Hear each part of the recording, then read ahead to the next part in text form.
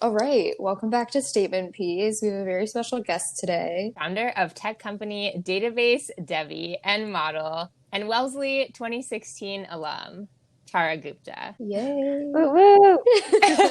How are you Um, doing? I'm doing great. It's another day in the Rona. Played hmm cards, Oh, you know, nice. been a big day. Okay, would you mind walking us through your career thus far? Oh my gosh. It all started in Edina, Minnesota. My dream and love was always film and TV. I always was like, I want to either write or act or produce or do everything. I just knew I wanted to work like in television. Mhm. So coming into Wellesley, which is traditionally definitely a more academic school, I would say, not so much like a media and entertainment oriented school.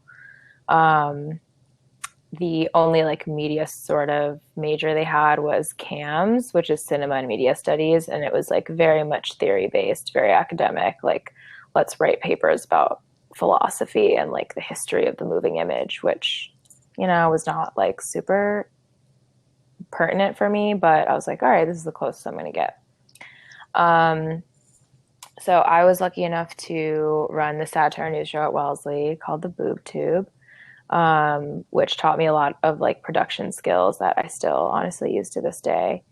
So that was really awesome. And then from that, I was able to get an internship at NBC after my sophomore year at college here in New York City. And I was working on the Chris Hayes show, which is like a nightly news show.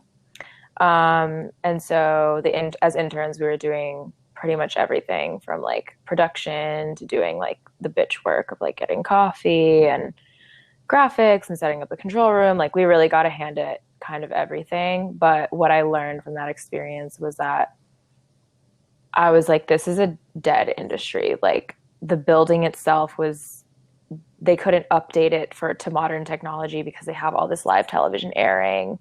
So it was super clunky. All of their processes and um, like operations were just so slow and clunky. And I just kind of realized that summer that I was like, I definitely doubled down on my love for television and media, but I know that I can't start my career in like television. It needs to come from the tech side of things because this was like 2013, 2014, and it just like Netflix was getting big and it just felt like tech was the way to go. Mhm. So I came back to school my junior year and switched majors to computer science and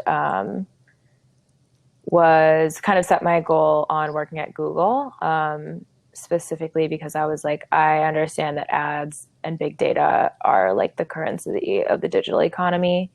And if I want to work in media and entertainment, like this is really like the beating heart of where everything is going. Mhm. So kind of set my sights on that going into my junior year, and then was lucky enough to get the internship working on the ad product after my junior year, and then took the role as a full-time employee after I graduated.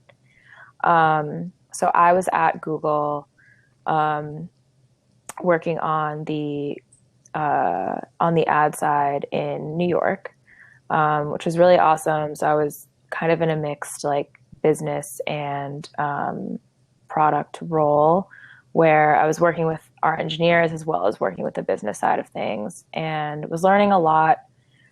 Really learned about like the whole advertising ecosystem and how it functions because I really like didn't understand that like part of the economy before I like really like worked at Google full time. And so that was really valuable to me. But about a year into my time at Google, I was like, okay, I've learned a lot, but it's time for me to apply what I've learned to my passion, which is media and entertainment. Because I was getting bored at the end of the day. I was like, I'm done. I've learned this. I get it. I want to go work in what I've set out to work on. So I started interviewing at companies like Spotify and SoundCloud, kind of like the typical companies you would think that someone who is into tech and entertainment would work at. Um, but in interviewing those companies, like I got a few offers and I was like, this is just boring. Like I'm going to be doing the same thing that I'm doing at Google. I'm just going to be like a cog in the machine, if you will, and like still really far away from the actual like music and culture side of things. So then I was like, maybe I should just go work at a record label and like go the opposite direction, and like bring all of my technical skills to a non-technical company. So for like several months, I was just talking to anyone I could who worked at a record label, um, and learned a lot about the record industry and the music industry and the entertainment industry, like a side that I didn't learn from Google, which was basically just like how music gets made, how it gets pushed, what a record label even does, all of that. And there seemed to be there's a big gap between what was happening at Google and then what was happening in these like creative realm companies, where at Google, we are writing algorithms. We are figuring out how to keep users most engaged, what they like the most, how to figure out who is the most monetizable for the ads, because ads is how Google makes all their money. Mm-hmm. So when you, let's say if you work at the YouTube product at Google, there's a very small part of people who are actually working on anything music related. It's mostly working on these algorithms and this platform, this product. On the other side of the coin, you have the record companies, the record labels, who their business is finding talent, developing them, getting their music out. These record companies built their business during a time when records were still sold in like physical stores. So all of their like sales analytics are still from that time period where they'd be like, okay, so this rapper will sell this many records in Minneapolis and this many records in LA. Therefore, we will stock X number of records in Minneapolis and Y number of records in LA. Now that all music is streamed, they don't really get the same sort of sales data that they used to get in the time of physical record stores. So what I was hearing from a lot of record label executives during this like exploration time of mine was that they were basically just like, I don't understand how to win in the streaming era. We don't really understand where our fans are coming from. We don't have any insight into where the algorithms will be serving our music. They have very, very little technical skill at record labels. Like you'll have huge execs who don't even know how to use a spreadsheet, like do a sum on Excel. So it was a very, very different industry than Google and tech in general. So what I realized from that was like, I was like, okay, I can't work at a record label because first of all, they pay you like $10K a year. And I was like, I'm not going to do that. Alas, I do have to pay rent. So that was not the move. But what I realized is I was like, wait a minute. Even outside of Google, like in the public sphere, there's all this public data that if I like collect it and tag it right, I can interpolate what these algorithms are on YouTube and on Spotify and on SoundCloud, et cetera. And I can serve that information back to the creative world. So I started just building like a little rinky-dink product on my own on the side of my job, collecting all this data on streaming. It was like on streaming, social, and search. So it was all public data. And basically started finding patterns about how audiences interact with music and figuring out, essentially like predicting where the different algorithms will serve audiences. And what I learned from that was that it's not so much like demographic that determines like where an algorithm will serve music. Like demographics as we think in the traditional sense of like age, race, location. Location is important, but the actual demo stuff is not as important as like, are you on Instagram? Like, how do you behave on Instagram? How do you behave on Spotify? Like things like that actually carry a lot more weight than your like race, for example. And another thing that I learned was that streaming data, or like I should say artist trajectory, like musician's trajectory, or even like the trajectory of a product, like a physical product, they kind of function more like election data but let me explain what that means. Basically, in the olden days, you would put out a record, let's say, and you're an artist from Houston. And so a DJ from Houston will spin your song on their radio station. It gets some buzz in Houston. Next thing you know, you have a DJ in Austin spinning your record. And next thing you know, it goes to like Alabama and Georgia, and it kind of goes through the Southern Belt, and then it'll go up the East Coast through DC up to New York, then across the Midwest, then down the West Coast. You could draw these lines from where a record started to how it would get played on the radio, how it would sell, and where it would go geographically. Now, since our radios are not as, like, our radio is Spotify, which is not geographic by any means. If I listen to a song, I can send it to Sita, she's in Minneapolis, and like we can listen to the same track. So these geographic patterns, I was like, these aren't real anymore. And this is where the record industry is struggling, is that they're still operating as if movement is geographic when actually it's algorithmic. So what I figured out was you don't necessarily need to get like all your fans in New York and LA, which is what most record labels do, is they just market towards these huge markets. What you actually need to do is get certain volumes of smaller audiences in some kind of cluster or pattern. So the cluster or pattern might be you need to get 100 followers or listeners in Texas, Iowa, and Southern California. That has no geographic, like, there's nothing linear about that. But there are these clear patterns that I was finding based on like artist metadata. So what I did was build like an analytics dashboard that essentially by artist shows you exactly where you need fans, in what volume and at what time, and where to reach them. So like, are they on Instagram? How well do they respond to Instagram? And how does that convert to like a Spotify stream? So this is something that no one else was doing at the time. And so I built that on the side of my job and kind of had friends at record labels like playing around with it. And then one thing led to another, and I got an acqui-hire offer from Universal Music, which was really exciting. And so I was like, oh my gosh, like I did something important. It really like took a lot to get there. I think if I was a man, I would have like dropped my job before and like, I can't do this music tech thing.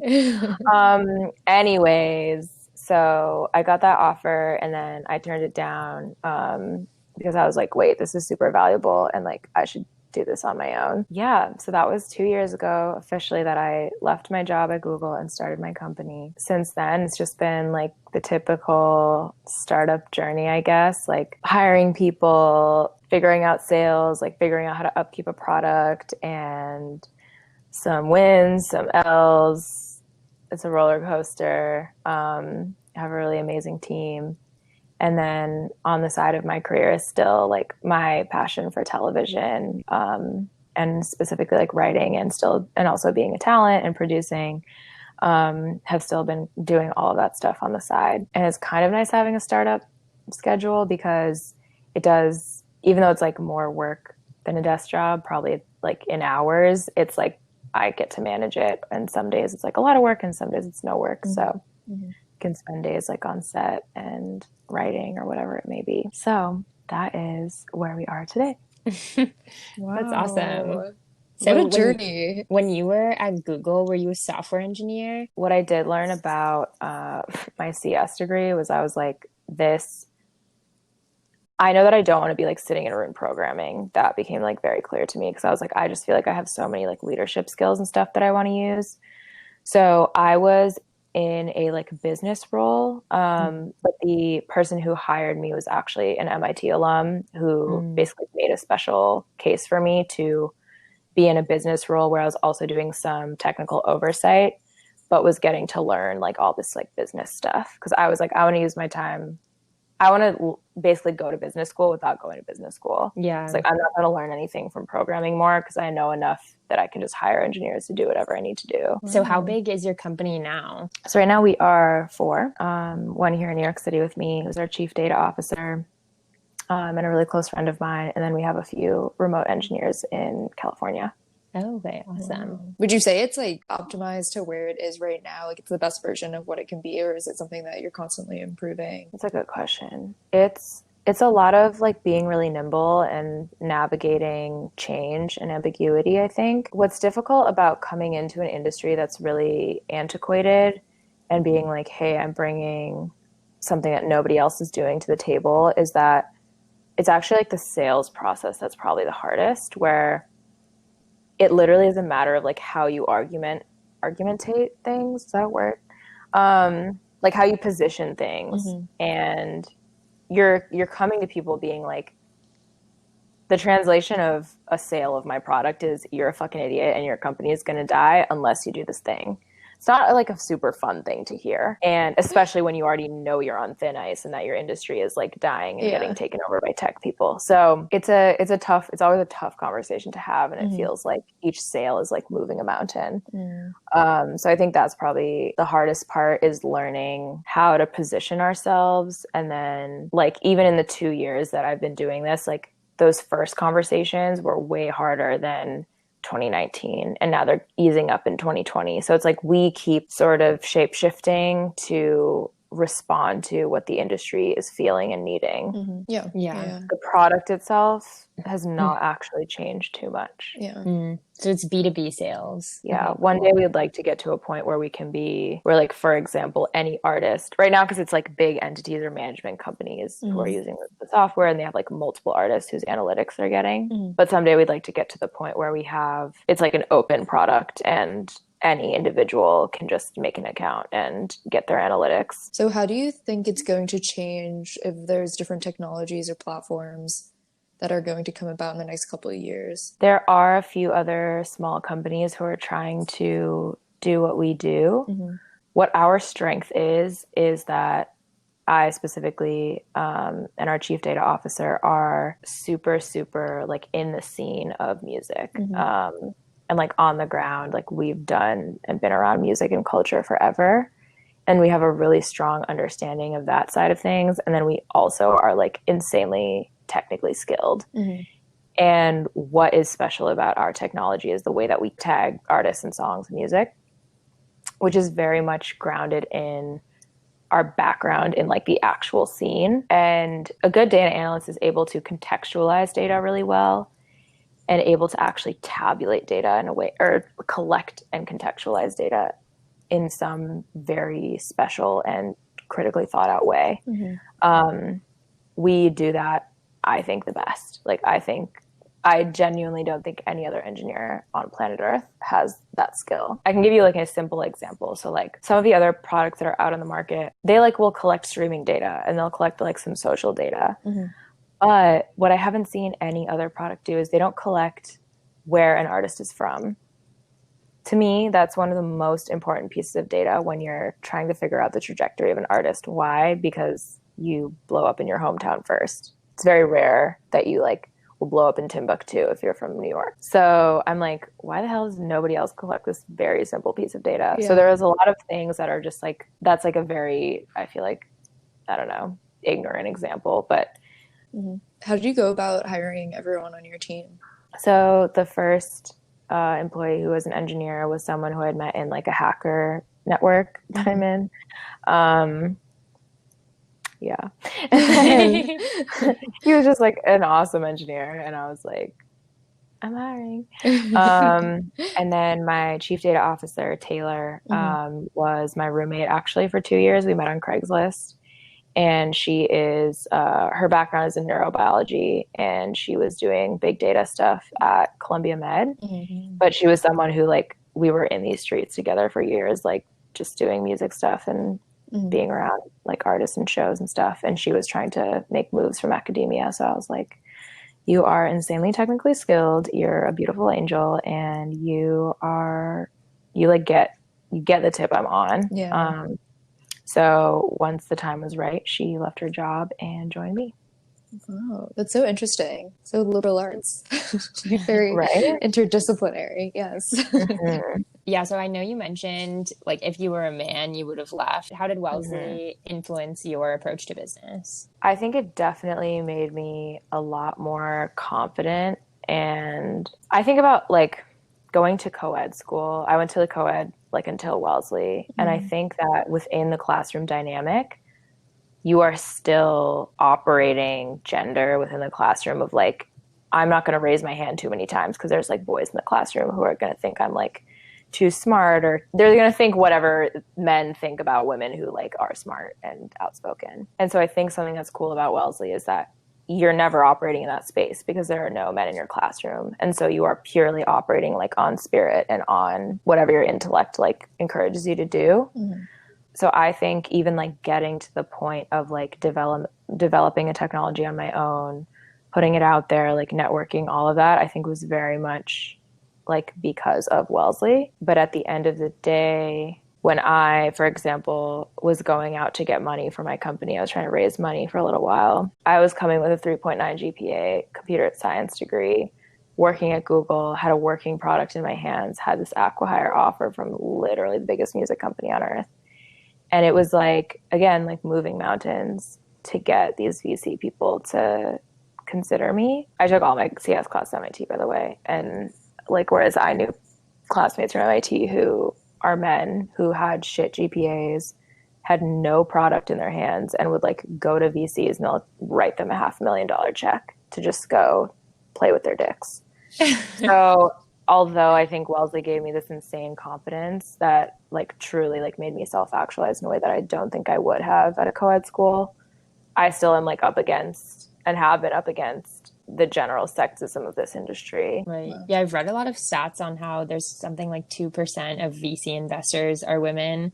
And then some like a similar proportion of the people that they invest in are women. Like the stat for like women-led companies that are successful, like that make it, as I don't know how they define it, but it was like 80% higher or something. So it's like the irony of like women are better investments. Like women are statistically better at business and making money than men. Yeah. Did it get easier at all? And do you think it's getting better in the industry? So context is I ended up not needing to raise money because I was able to sign like a big deal with Billboard kind of in the middle of that exercise. And so I was like, oh, fuck this. Like, I don't want to do this. I want to build my product. I want to be doing sales. Like, so I haven't like sought out funds since then, but there's definitely more of a conversation around it. So maybe that's making businesses more aware. I see a lot more like resources towards helping women founders. I see a lot more women specific VCs and stuff,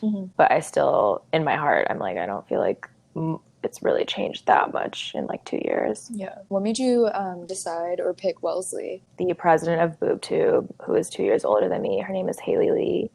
She actually went to my high school, and I always like looked up to her as a role model. She was like the president of Amnesty. She was like beautiful. She like was just about her business. She was like a big boss.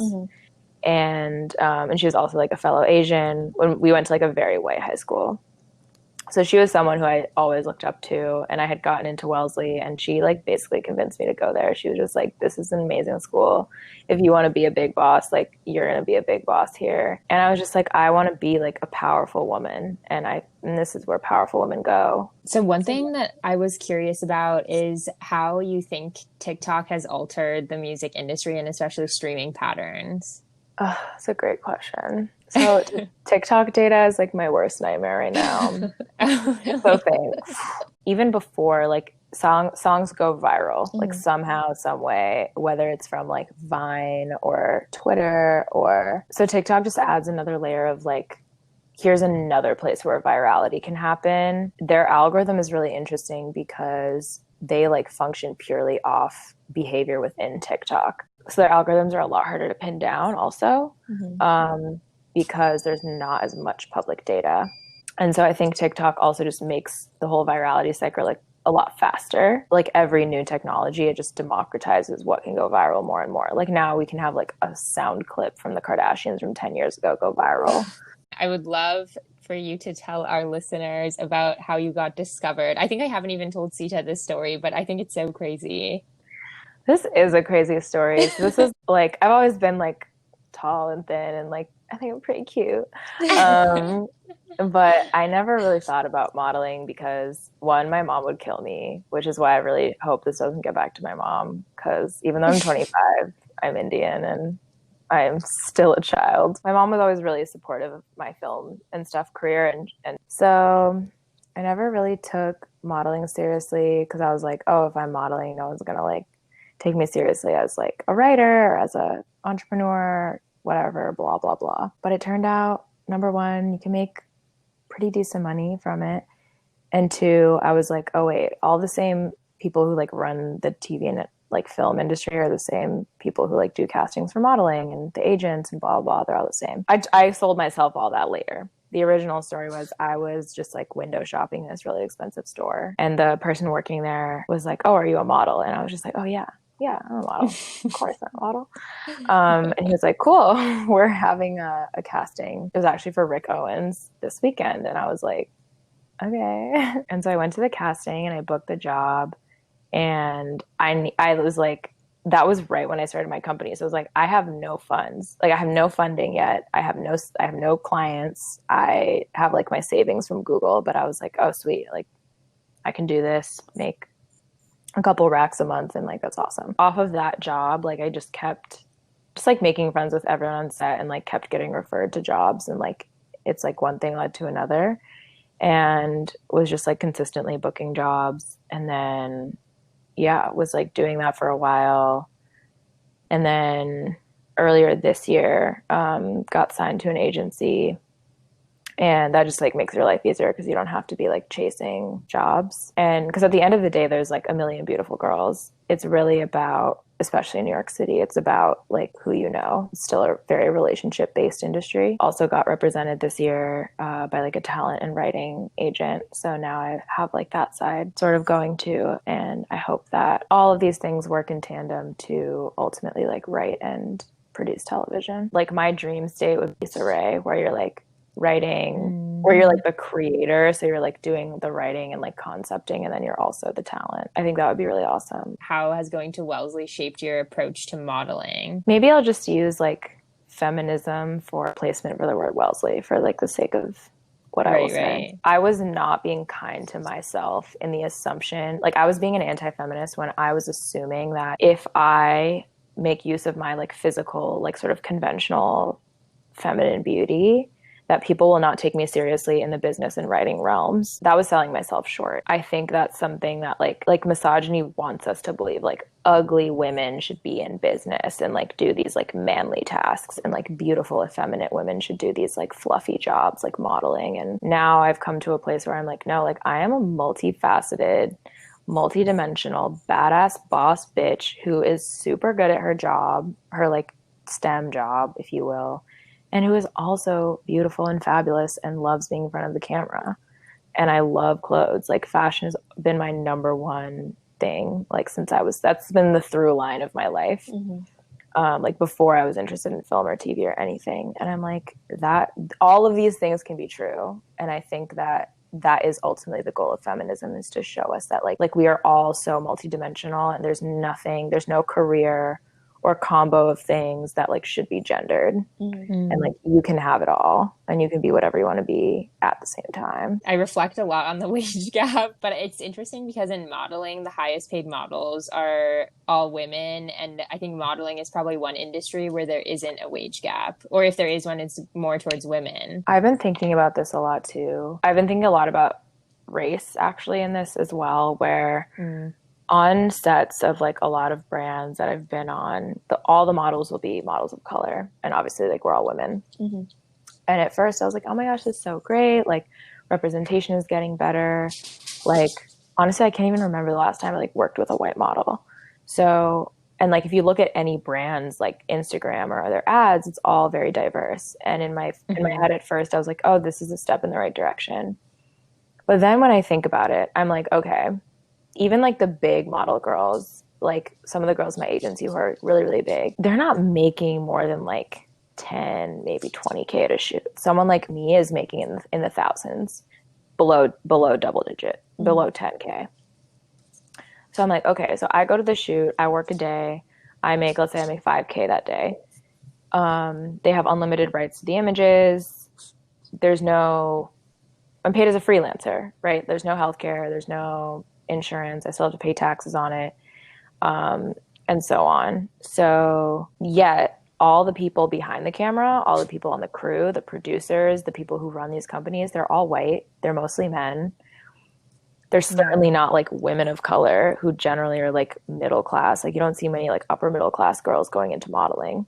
At the end of the day, those people are making like 150K a year plus all the perks of having a full-time job. They're the ones who are profiting off of these images that we are just paid a few thousand for with no benefit. I mean, this is a larger problem with like capitalism and everything, but I'm starting to feel like I've been thinking about this a lot more in terms of race, where I'm just like, we're still like kind of enslaved in the fact that you just like are using our images and our bodies to like sell your product and ultimately make the money. I would disagree with you on that, where I'm like, I think we're just being fucked again. Yeah, we talked about that a little bit in an episode, I think our fifth one. So I was thinking about labor in as an institution anyway, but in modeling there are really so little labor protections because there's like no union for it. Yeah, so with agencies too, this is not my personal experience, but a lot of agencies are like so cutthroat with the way that they like what they demand of your body